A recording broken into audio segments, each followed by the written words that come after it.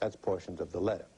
Well, I answered Carol Lister, who wrote that letter. She's regional director of the ADL, by inviting her to appear on Like It Is to confront Dr. Ben. Well, the ADL has accepted, and so has Dr. Ben.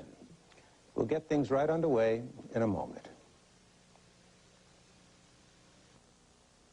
Professor Yosef ben Jochannan, or Dr. Ben as he is popularly known, is an Egyptologist, the author of innumerable books on African history and Egyptology, and has taught for several years at Cornell University. Rabbi Arthur Seltzer is director of the Long Island Regional Office of the Anti-Defamation League and resides in Great Neck, Long Island. Welcome to Like It Is. Thank you. Maybe we can start with you, Rabbi Seltzer. Did you see the program? No, I did not see the program, but I have studied the transcripts. Okay. How did you come to this chair today? How did that happen, since you didn't see the program? You were called by the New York office of the ADL and made aware of the program? Yes, Carol Lister, who originally wrote to you, very much wanted to appear, but because of a conflict of schedule, yes, she asked if I would assume the responsibility of responding in the name of ADL. All right. And that's what brings me here. And she sent you the transcript? Yes, indeed. All right. What are your problems with the comments that were made by Dr. Ben in the program? From the perspective of the ADL, we have numerous difficulties with the statements that were made, and I suspect we'll have an opportunity as the program goes on to discuss specifics. But in an overall general sense, as we study the transcript, Dr. Ben's remarks were full of clearly factual errors, but the kind of errors which were not just matters of detail, but were matters that would lead one down the path of the charge of dual loyalty, which, as Carol Lister indicated in her letter, has been a classic charge of the anti-Semite throughout the generations. The statement that appears in the transcript that was made by Dr. Ben, that a Jewish child makes a statement of allegiance to Israel, and makes a statement of allegiance greater than even to his Americanism, is so patently false and outrageous as to make one wonder why such a statement would be made. I must tell you that before joining the staff of the Anti-Defamation League, I served as a congregational pulpit rabbi for 9 years and officiated at countless numbers of bar and bat mitzvahs in my congregations. And I must tell you that never have I heard a more inaccurate statement as to what goes on. The transcript indicates that a Jewish child commits himself that there shall never be another Holocaust, takes upon himself political obligations, takes upon himself the responsibility to fight for the state of Israel. The reality is that in the Jewish tradition, bar mitzvah means a son of the commandments. And a boy becomes a bar mitzvah, a son of the commandments, upon his 13th birthday. A girl, in America, the practice tends to be at 12. According to Talmudic law, she reaches her majority at 12 and a half. The bar mitzvah ceremony most specifically indicates that a Jewish child, a minor, now has reached that stage in life where he is considered an adult Jew in terms of his religious and communal responsibilities. Any statements that are made of commitment by bar and bat mitzvah children or adults as they enter the adult world in the Jewish community are statements of acceptance of the yoke of the commandments, of all that comes with Jewish life, personal, family, communal, and under no circumstances are there statements of political content. But if I could perhaps clarify this a bit more, Dr. Ben then indicated in the transcript, as it appears, that this very statement of loyalty that's made to the state of Israel is the seedbed out of which comes the charge of dual loyalties. And we ask ourselves in the Anti-Defamation League the following question: why would anyone offer such a blatantly false and frankly perverse statement of what it means for a Jewish community to celebrate a religious ceremony of passage The answer, we might suggest, is the next sentence, which indicates the charge of dual loyalties. This statement was made many, many times throughout the entire transcript. It led in one of his remarks to a statement in discussing about Israel that now we understand about the genocide of the Hebrews as they entered the land. The commitment of a Jewish child to fight for Israel reflects the genocidal entrance of the children of Israel into the land in biblical times.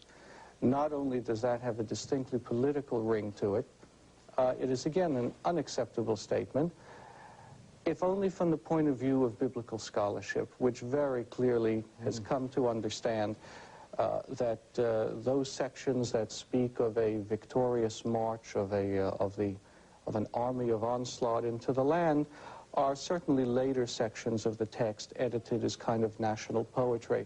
But if one reads the second book of Samuel in the Bible, one reads very clearly a different version of the immigration of tribes slowly into the land, the entrance into the land, the settlement with other peoples. And indeed, a close reading of the text will indicate that even during the times of King David and King Solomon, and after, many non-Hebrews lived side by side with the Hebrews in the land. In effect, there was no such genocide. There was no such destruction. And to even raise the thought that a Jewish child indicates his loyalty to the Jewish people in the context of that historical statement, and it's applied in terms of the Jewish present, is something that, frankly, insulting is, I think, an apt word as far as we understand it. If I may just add one other part to this. The transcript would indicate that Dr. Ben, in his concern for the need in the black community for cultural and ideological structures and unity, which is obviously a laudable and praiseworthy goal, then proceeds to redefine Jewish history and biblical history in a way which may be conducive to his political view, but does violence to history. He refers to Judaism as originating in Africa, that all of Judaism comes from Africa. The reality of the biblical text, one must merely open it to read, is that Abraham comes from Mesopotamia. He comes from the area which we today refer to as the Fertile Crescent.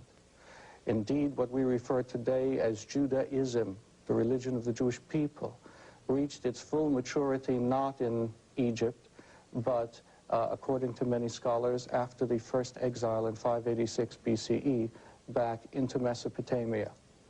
The need to rewrite history of other people in order to create a cultural superstructure for oneself does neither justice to the one whose history is being rewritten, nor the one who pursues the worthy goal of cultural structures. And therefore, to tie it up, we find most disturbing the factual mistakes that are replete in this transcript, but of more compelling concern, the ultimate dual loyalty, genocidal, militaristic implications of the statement. Genocidal, you say? In the reference to the biblical genocide, so it appears in the transcript, that is the term that's used, of the children of Israel as they entered the land. I would certainly not subscribe to such a term. The very fact that it does appear attributed to Dr. Ben in the text, we find to be absolutely, again, insulting and unacceptable. Right. Dr. Ben, what is your response?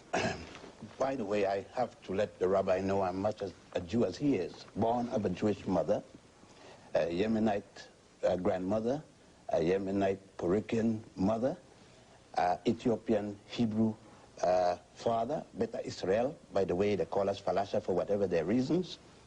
Thus, I am as much a Jew as the rabbi or the grand rabbi in Israel, any of the grand rabbis in Israel.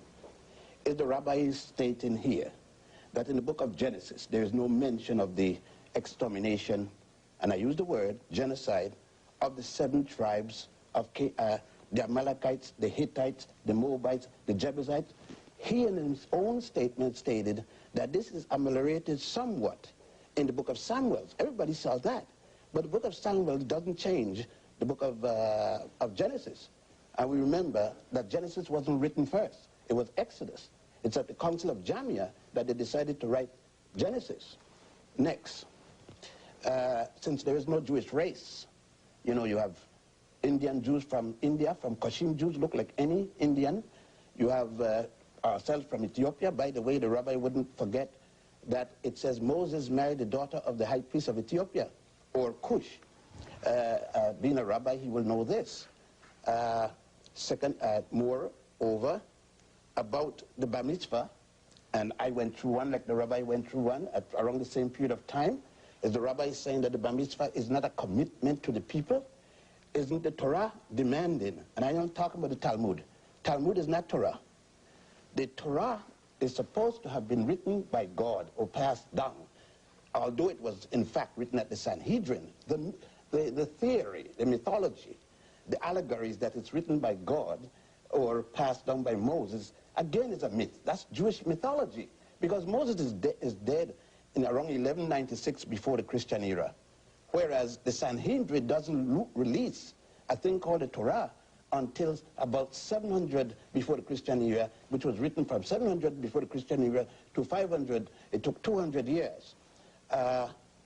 There's a commitment in anybody, that any child that's been bar mitzvah, and when you're talking about circumcision of women, that is strictly Western, and it has nothing to do with orthodoxy. They're using the word orthodoxy to mean something. There have been a circumcision. It can't be a circumcision of girls. But anyhow, let us continue. The point is that in the bar mitzvah, it commits the boy. If you commit yourself to the community, there's a call to return to Israel. There's a call that every child, I went through it, that you must come back to Israel. If that isn't a fact, the rabbi can say what he wants. His position of, or the ADL, position of fear of this, then let's look at the behavior. It's just like saying today, you know, one time the rabbi, I don't know personally, but the ADL and all the other Jewish organizations, one time didn't even recognize that we exist as falashas. It is something in America. American Jews have decided that they're going to speak for all Jews. And not only for all Jews, you remember they said blacks and Jews. I'm black and Jewish. You're white and Jewish. You're European. You're of European Jewish ancestry. I'm African Jewish ancestry. No more claim to Israel than I have, because there's no Jewish race. Okay, let me continue. The rabbi forget, he says that Abraham, he points to Judaism coming from Abraham. Then I said that the rabbi obviously have not read the 10 Commandments and their source. Moses is not until about 1346 before the Christian era, 49 years after the death of Amenhotep IV, otherwise known as Akhenaten. Every one of those 12 so-called commandments, and that Moses is supposed to have gotten at Mount Sinai. By the way, Mount Sinai is still in Egypt, in Africa, hasn't gone any place. Now, those 10 commandments weren't gotten by Moses. Because I'm Jewish, don't mean that I have to follow the mythology. When you go in any of the major tombs in Egypt, you find those 10 commandments plus 32 more, otherwise referred to as the negative confession. Am I to believe that Moses was born in Mizraim, Egypt, about 1346 before the Christian era, went to school there, become a priest, at age 85 or around there, decided that somebody mistreated his people, and that in every school in Egypt, you had to recite the negative confession, 42 laws, of which they said, I have not killed man or woman, I have not stolen this, I have not, every one of the so-called 10 commandments is already stated. That Moses didn't see it. I would like the rabbi to tell me, where does it show that Abraham taught any of this? I would like the rabbi to tell me, before circumcision in Egypt, where did the Jews have circumcision? They said that Abraham's circumcision is part of what made him Jewish. Then the rabbi must tell me, the worship of the golden calf, which they call the golden calf, isn't that the worship of Hathor, the goddess Hathor? We could go on down. Well, before we go on, Dr. Ben, let me just intrude. We do need to take a commercial break. We'll pause for a breath, and we'll return right after this. Criticisms, Dr. Ben, that was voiced by Rabbi Seltzer, is that you suggested that there is a political overtone in the ritual bar mitzvah, and he objects to this. Can you substantiate your statement? Gil, if you went to any bar mitzvah, there's a lecture after the young man and before the young man. There's a lecture of the young man's commitment. It is a lecture in my commitment. Every child, if the rabbi is sitting here and tell me that the rabbi doesn't get up and give a lecture about the bar mitzvah, and the youngster doesn't pick out a section of the Torah to read, and that the youngster doesn't get up there and make a commitment to the Jewish community, then I don't know what form of Judaism. I don't know if he's Reform, Reconstructionist, conservative, or Orthodox, or whatever else there may be. But it would be rare to me not to go to a bar mitzvah and not hear the rabbi mentioning the commitment to the Jewish people and to Israel. If, in fact, that rabbi is, unless the rabbi is anti-Israel. Yes, I think there are a number of things that must be made clear, and the level of misstatements in this are also quite clear. You just repeated, as appeared in the transcript, the statement that the bar mitzvah boy picks out his selection for the morning. But it's rather common knowledge and Jewish practice of centuries that there is a set cycle of the reading of the Torah and the Haftorah, and bar mitzvah children under no circumstances are in a position to pick and choose their Torah portions. Their portions are part of the set calendar prescription of which portions of the Torah progressively are to be read on a given Shabbat, a Saturday morning. So that even on this factual level, there's a disturbing lack of accuracy in the presentation. Wait, now, European Jews don't run Judaism. You don't make Judaism. Among the Palashas, among the Jews from Kashim Jews, we pick. You see, Judaism is run by you. You don't set the standard for Judaism. So now we're in the process of a double standard of selection. You have indicated in your transcript that this is what occurs in American synagogues. It does too. By indicating that Jewish children make this statement of loyalty to Israel. Yet when I clarify your misstatement about how Torah readings are selected, you tell me, well, there are other practices aside from the practice here, which may indeed be true. One example being the triennial cycle of the reading of the Torah. But then you can't take the American example and then selectively learn from it something that you choose from another context. The Jewish child doesn't read the entire sermon of the period. He does select a section within that period. That's all I said. The child doesn't read the entire book or the entire thing that is going to be said on that particular Shabbat. The child has a section within it he reads.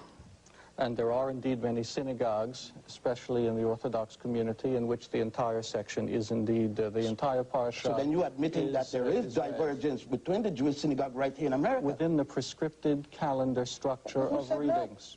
All I said is that the child is allowed to pick out. You're saying in the Orthodox, in certain Orthodox, not all, the child must read the entire thing. I'm saying that the child is allowed to pick out a section. What is wrong with that? According to your transcript, and I won't take the time to find the exact words unless it's required, you make a statement that the child may pick out sections and you use the term Isaiah or from whatever. Depending on the period of time in which we are. Depending if Isaiah is indeed part of the text. Who said not? I mean, you just brought in other words, I said exactly what you're saying, that the child is allowed to pick out that section. Let's say that we're reading the book of Isaiah now, or we're reading the book of Hosea. The child is allowed to pick out of Isaiah a certain section, or the child is allowed in Hosea if we are reading at that particular time, because all the children don't make bar mitzvah in the same month and at the same time. One should be clear, however, that that's partially accurate, because part liturgically of what a child is expected to read or participate in, if possible, is the reading from the Torah itself. Indeed, the reading from the Haftorah is a significantly later development, precisely because if a child is a bar mitzvah, is a son of the commandments, then one of his first public possible acts is being called up to the public reading of the Torah. Right. And it's by this act that his reaching adulthood is publicly declared. If I may, however, go on to what I think. Wait, let's settle this before we move on, and then I'll be happy to let you... because there were some other points that I think should be we're going to try to get into all mentioned. of that. Your response, Dr. Ben? The point is, everyone, I stated, is adulthood. The question is not when does he do this. if he's a man or a child, because assume, I already stated, the Torah would be similar in essence to the confirmation of the Christians. When the child comes of a certain age and take up his manhood, in order to be able to sit in the minyan, to sit in the official congregation as a young man, he has to come and go for the bar mitzvah before he could sit in the minyan. You know. Okay. Now, he doesn't deny that. All I'm saying, and which he can't refute, he's saying about later changes. I don't care what the changes, if it's later or earlier. The fact is that they do it. There's a very curious kind of contextual oversimplification here. On the one hand, Dr. Ben correctly points out certain instances of Egyptian historical input in what we today call the religion of the Hebrews and later Judaism. And no one can deny the role of cultural and historical context. On the other hand, given it would seem your political need to view all through the African perspective, you completely ignore the experience of the Code of Hammurabi, of the Mesopotamian sources of law, which appear significantly modified in later Torah development. What I'm suggesting is that, on the one hand, it is a strange scholarly position to argue that historical context must be accounted for in the development of Judaism, which I would accept, and then argue, however, that only that political context which is useful to your present political view is to be noted and is acceptable. As I read the transcript, as I read the transcript here, there is a comment here that says, and permit me to paraphrase loosely, that Judaism and all of Judaism and the Jewish people come from Egypt, therefore they are African, and therefore there is a statement later on that many blacks do not understand that they are indeed Jews.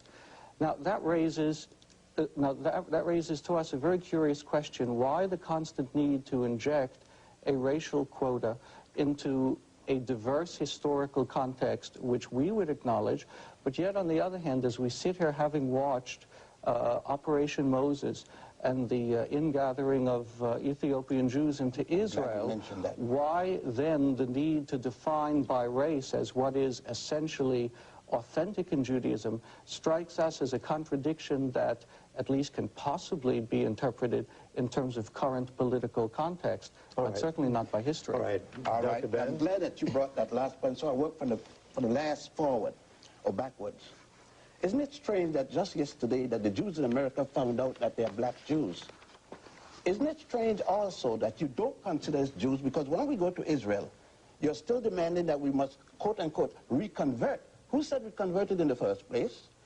Who said, what right have European Jews, who don't belong there either, have a right to tell us and to carry us to a shameful... I'm sorry, European Jews who what? No, who don't have a... No, any more than we do.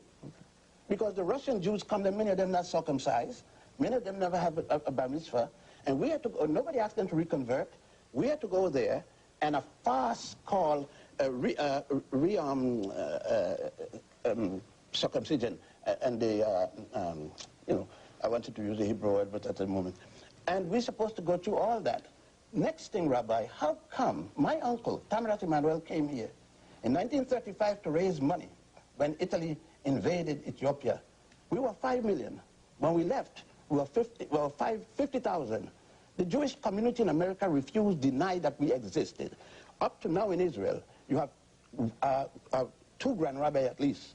The Sephardic Grand Rabbi and the Ashkenazi Grand Rabbi, the European Grand Rabbi, that refused to recognize that we're even Jews. Only the Sephardic Grand Rabbi started with Obadiah Yosef when he was the chief rabbi. Now let's go back. So that it's a farce about Israel telling us to come there for whatever the reason. In that, Israel to this day, from 1947, have in the Knesset a petition for the acceptance of Jews from Ethiopia, the right to return. To this day, it has not been approved. It is still being tabled every year. Now, so that you try to show the liberality of white American Jews when it doesn't exist. It doesn't exist at all. Because if you're saying that you're bringing us back, then we should go back as Jews, not as something that you're going to make us over there. Who gives you the authority to say who is a Jew and who isn't a Jew? You talk about my desire for the political aristocracy, my political sense. Well, it was obvious that no one questions European Jews. Am I to believe that European Jews don't have a white politics here? When blacks move into a Jewish neighborhood, white Jewish neighborhood, doesn't the white Jew move like the white Christian? I mean, doesn't the white Jew have white flight to the suburb? Now, so as a Jew, are you saying that I should behave as a Jew, period, in the United States, that means white Jew, in the United States, and run from the blacks? When I come here, my acceptance in Judaism isn't the same as when you come. When you come, if you came as a white Jew, and the white Jews, and you deal with whites. Now, I'm a black Jew, isolated from Judaism by virtue of that, because of my blackness. When I go into a synagogue, most synagogue I go into, the first thing they tell me, and I say I'm Jew, when you become Jew, did your parents convert? When? You don't ask a white person walk into the synagogue and say that. Go back about the Jews learning the Hammurabi Code. When you talk about Hammurabi Code, you're talking about 2000 BC, just the other day, historically speaking. The concept of one God didn't come from Moses nor Hammurabi. Akhenaten preached one God before Moses was born. The Aaron and about their being African. If you're born in America, you are an American Jew, wouldn't you say? Now, where was Aaron born?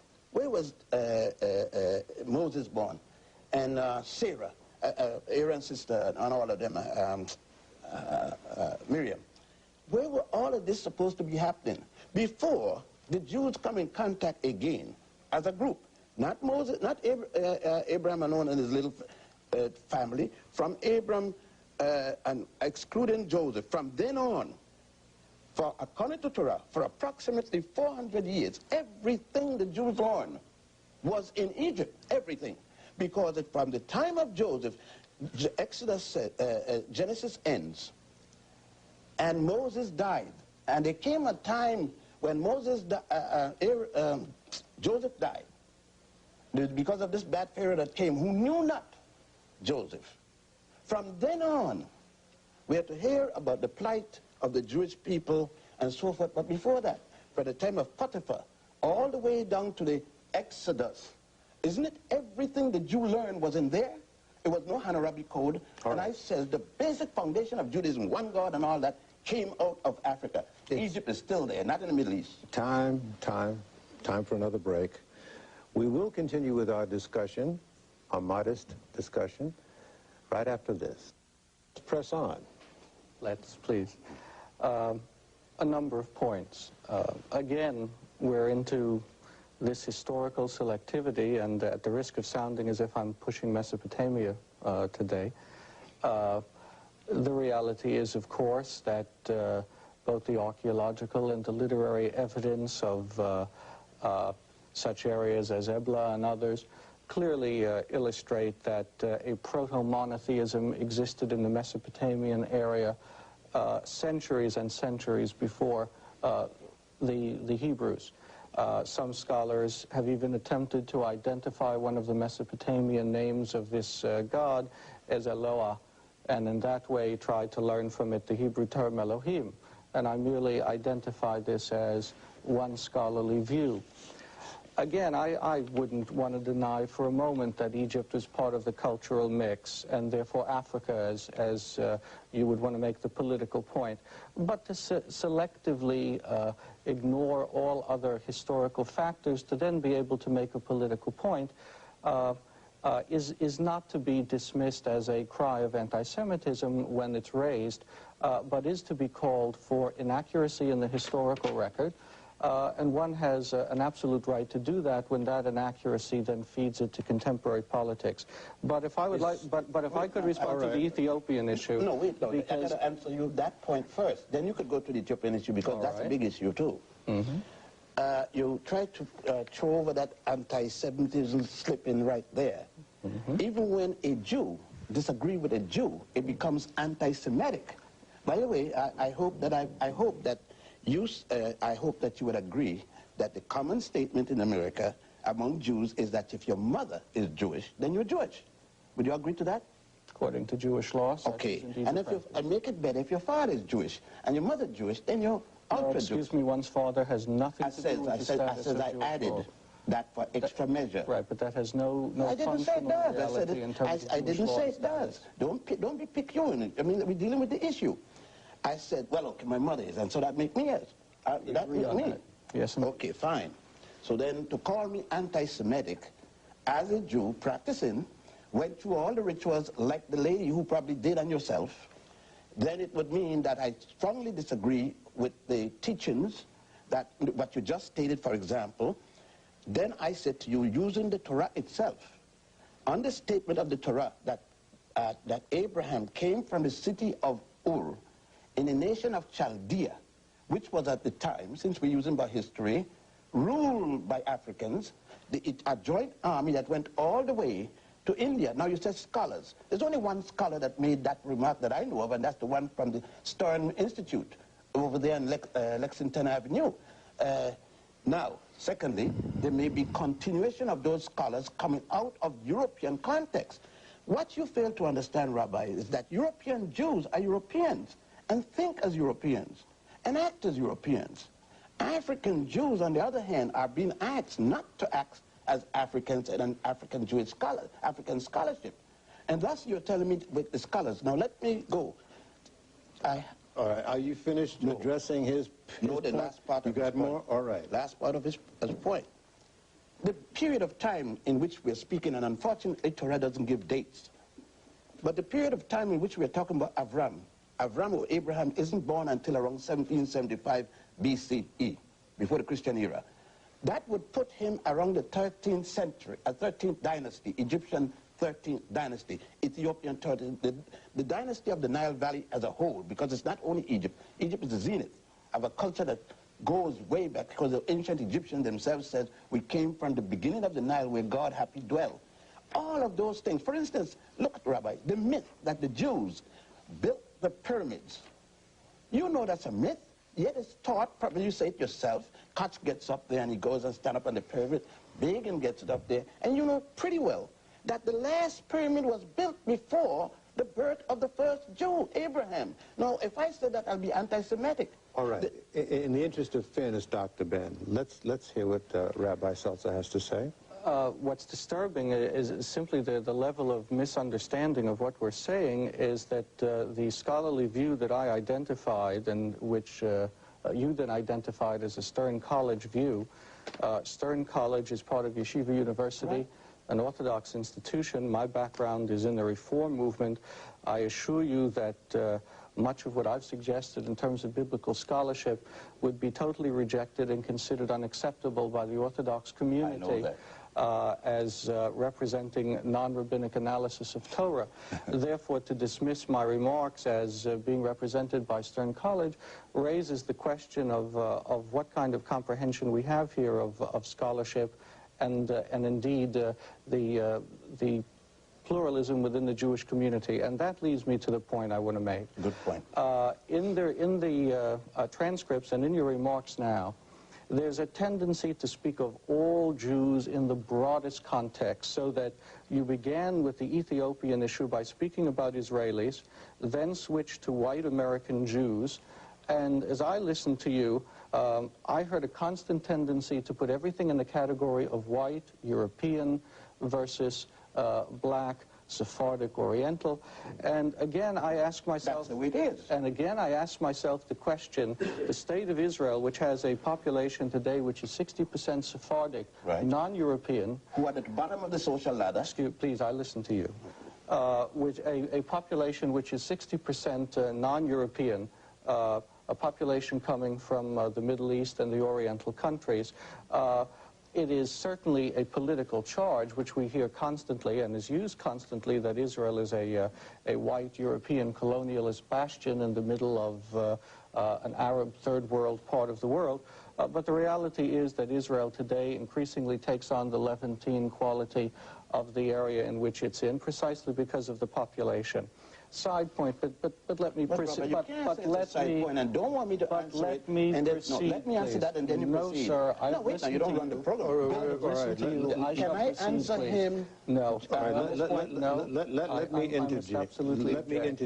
Let me interject. Let me give you 1 minute to press your point forward, and then Dr. Ben can...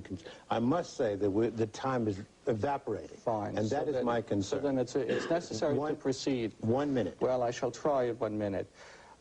Again, this attempt to say that only black Jews experience difficulty in Israel.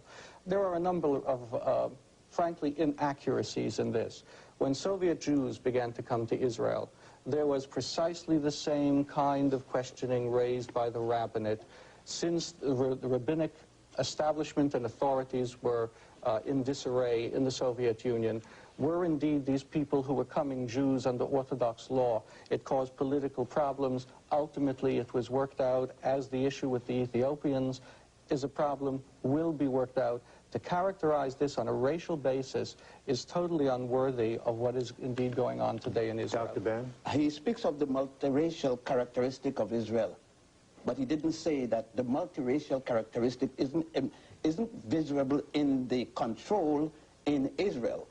Israel is controlled by a European American, and British factor of white Judaism. He doesn't want me to deal with this reality. I've been there umpteen times. Is that I've true, seen it Rabbi for myself. I would give you two quick answers to that. That historically, yes, because of the nature of the earlier immigration. Present day. At this point in time, given the past election results in which Likud, which was heavily representative of the Sephardic community, and Labour, which has its base in the European community, ended up in essential parity. The reality is that power is increasingly shifting from total European control to indeed what is considered a parity between the two communities. Well, it would seem to be a simple question, Rabbi Seltzer. Do Jews who are European or white control Israel, or do Jews who are African control Israel? No, it's not that simple, because we're dealing with, no, not at all, because we're dealing with the question of process. And the question of process simply indicates that the initial migration of population out of which the state of Israel was established was European.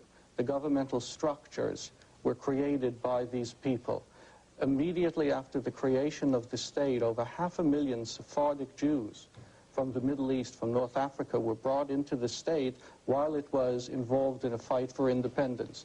These people took the obvious number of years to be able to function effectively on all levels of government, in all levels of Israeli society. Time is a necessary factor in life, but as of this point today, one can say without any hesitation that the non-European Sephardic community wields tremendous power in the state of Israel today. Who is the dominant power? And is on. Who is a dominant power? Again, I would indicate that by the last election, in which both Likud and Labour ended up in what is essentially a dead heat, one can learn from this that there is no one group in power anymore. Dr. Ben? The rabbi is saying to me that if I went to Israel or you went to Israel, that most of the people in government, the ambassadors traveling all over, are not European American and British Jews. Am I to believe that that's what he's saying, that there's an equal division of power? I can't think that the rabbi will stay there and say this and give this kind of a evasive answer to the question. The European and European American and British Jews still dominate the politics of Israel, still dominate the economy of Israel.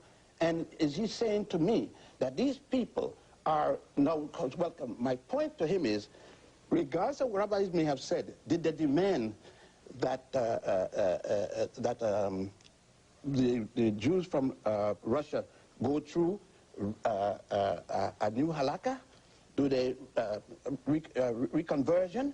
Do they demand a brisk, a circumcision? Such were the demands. Such were exactly the demands. Was it carried through? And just as, and the parallel is a very important one, just as politically the intent of the Orthodox, let me finish please, just as politically the intent of the Orthodox rabbinic establishment could not be considered acceptable, and these demands were ultimately dropped with Soviet Jews, so one finds that as the Ethiopian Jewish community grows, the rabbinate itself has been forced to back down, and I think it is a very clear statement that most Israeli opinion would accept That is not true, because up to now... Wait a minute now. I got to cut for a commercial break. I know you're hot, both hot. It's a hot program. Hey, this is the last segment you can't run over, and I'm going to chop you if you do. We can't resolve your philosophical, your political, your historical, your ideological differences clearly this hour. But maybe we can address ourselves to tone and intent.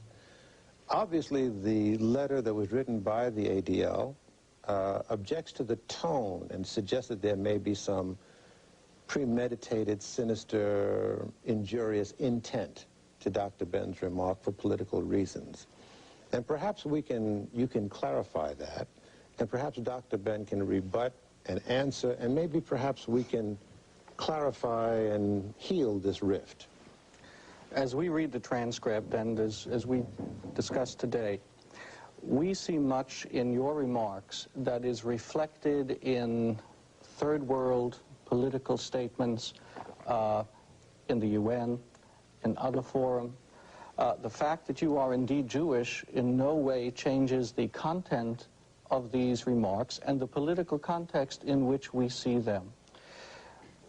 From our point of view, as Ethiopians were starving and are starving, Israel was the only country that offered the kind of aid to physically bring black Ethiopians out. And indeed, it's the only example of a nation of Caucasians, to use the term that appears frequently here, of bringing in whites, bringing blacks in dignity as citizens. To begin to turn it around says to us, we begin to hear the same kind of third world, radical, political kind of rhetoric, which is directed towards the United Nations, towards Israel and the United Nations, which we hear in so many other forums.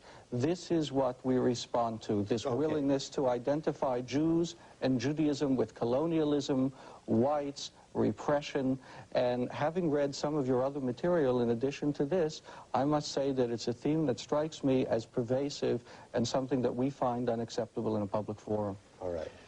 Number one, you spoke very much about generalized statement.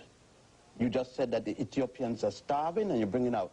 Isn't it a fact that you're talking about only, Ethiopia has about 40 million people. You're talking about 5 miles from the border with Sudan in south, where the starvation situation developed. Isn't it also a fact that the Palestinians, the Ethiopians with better Israel, our people were not particularly at that spot? Isn't it a fact that the same United Nations you call on found that many of our community was ready to bring people out? And you talk about the only nation to help.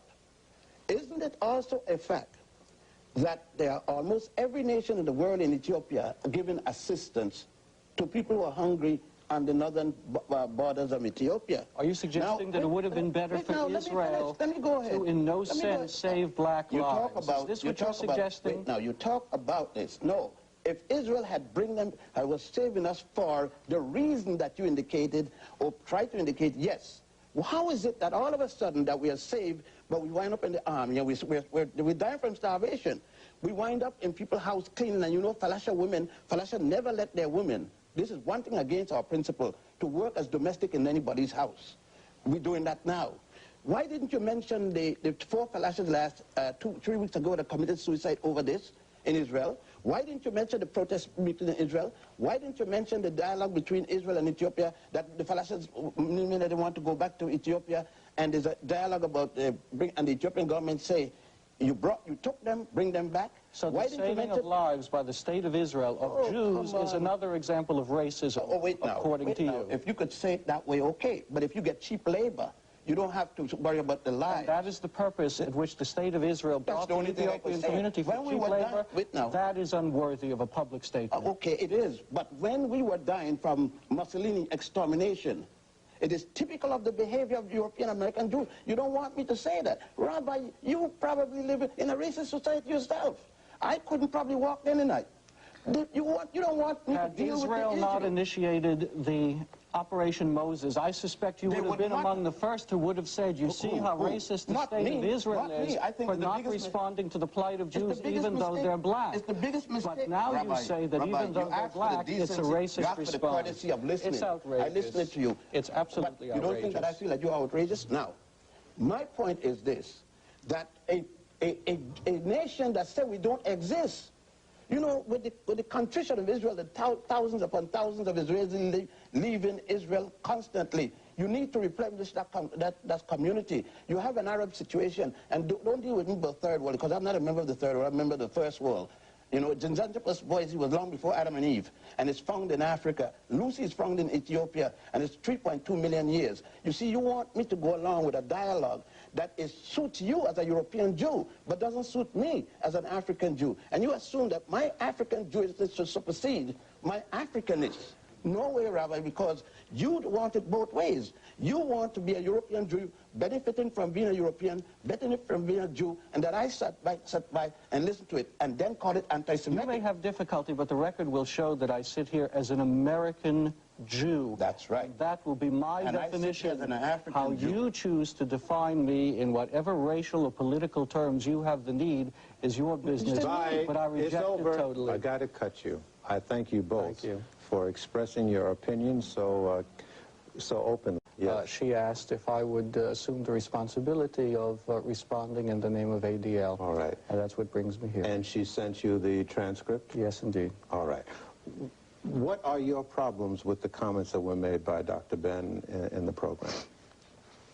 From the perspective of the ADL, we have numerous difficulties with the statements that were made. And I suspect we'll have an opportunity as the program goes on to discuss specifics.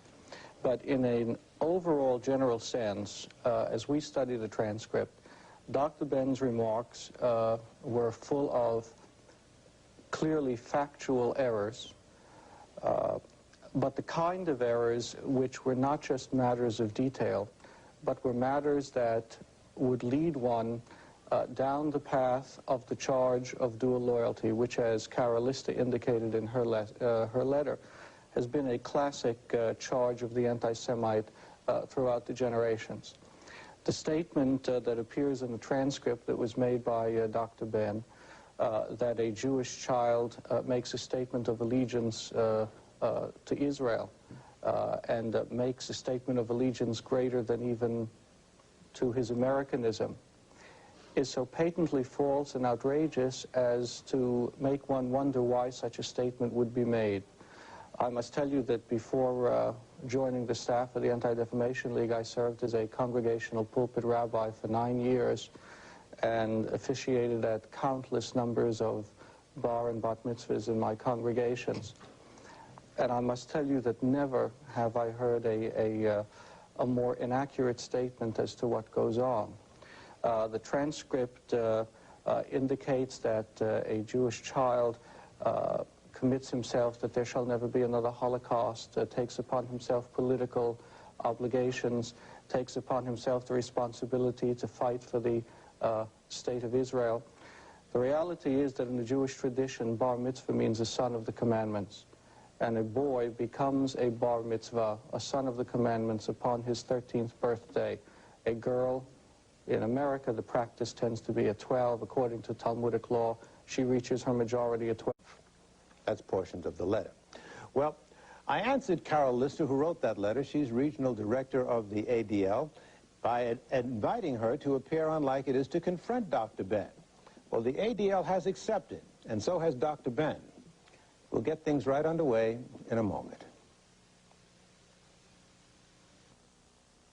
Professor Yosef ben Yochannan, or Dr. Ben as he is popularly known, is an Egyptologist, the author of innumerable books on African history and Egyptology, and has taught for several years at Cornell University. Rabbi Arthur Seltzer is director of the Long Island Regional Office of the Anti-Defamation League and resides in Great Neck, Long Island. Welcome to Like It Is. Thank you. Maybe we can start with you, Rabbi Seltzer. Did you see the program? No, I did not see the program, but I have studied the transcripts. Okay. How did you come to this chair today? How did that happen, since you didn't see the program?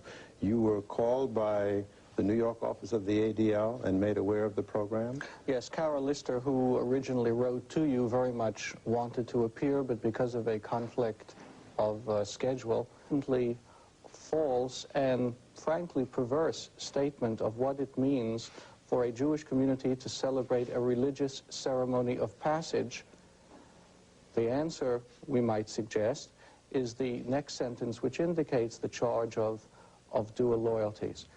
This statement was made many, many times throughout the entire transcript. It led in one of his remarks to a statement in discussing about Israel that now we understand about the genocide of the Hebrews as they entered the land. The commitment of a Jewish child to fight for Israel reflects the genocidal entrance of the children of Israel into the land in biblical times. Not only does that have a distinctly political ring to it, it is again an unacceptable statement, if only from the point of view of biblical scholarship, which very clearly has come to understand that those sections that speak of a victorious march of an army of onslaught into the land are certainly later sections of the text, 12 and a half. The bar mitzvah ceremony most specifically indicates that a Jewish child, a minor, now has reached that stage in life where he is considered an adult Jew in terms of his religious and communal responsibilities. Any statements that are made of commitment by bar and bat mitzvah children or adults as they enter the adult world in the Jewish community are statements of acceptance of the yoke of the commandments, of all that comes with Jewish life, personal, family, communal, and under no circumstances are there statements of political content. But if I could perhaps clarify this a bit more, Dr. Ben then indicated in the transcript, as it appears, that this very statement of loyalty that's made to the state of Israel is the seedbed out of which comes the charge of dual loyalties. We ask ourselves in the Anti-Defamation League the following question: why would anyone offer such a blatant